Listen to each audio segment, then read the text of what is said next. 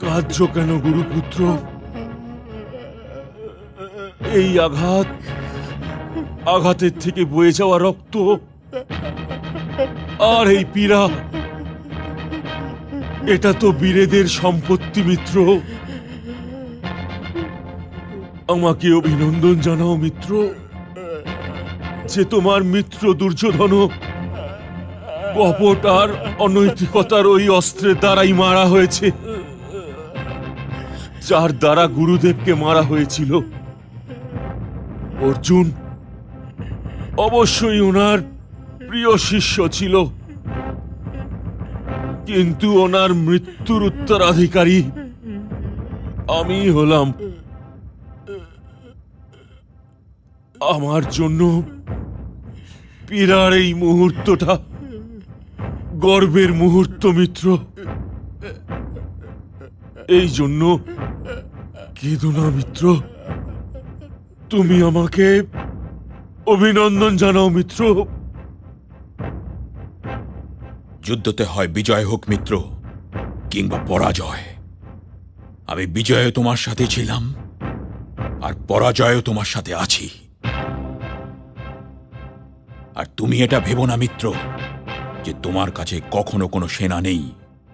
তোমার সেনা দলে এখনো 3 মহারথী আছে, মামা শ্রী কৃপাচার্য, মহারথী কৃতবর্মা আর আমি। ওনারা দুজন কোথায় আছেন?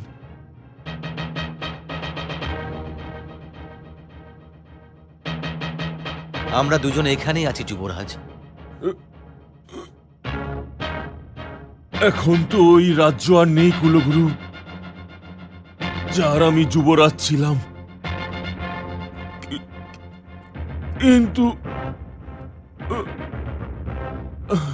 কিন্তু যতক্ষণ আমি জীবিত আছি, এই যুদ্ধ সমাপ্ত হতে পারে না।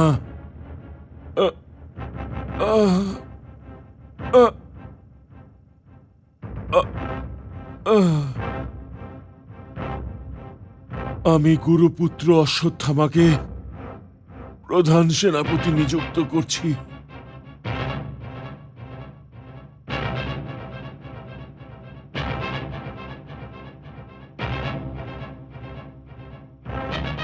কি আদেশ আছে রাজন?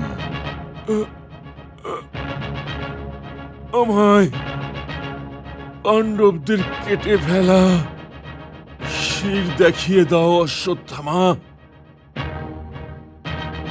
আমি ততক্ষণ কোনোভাবে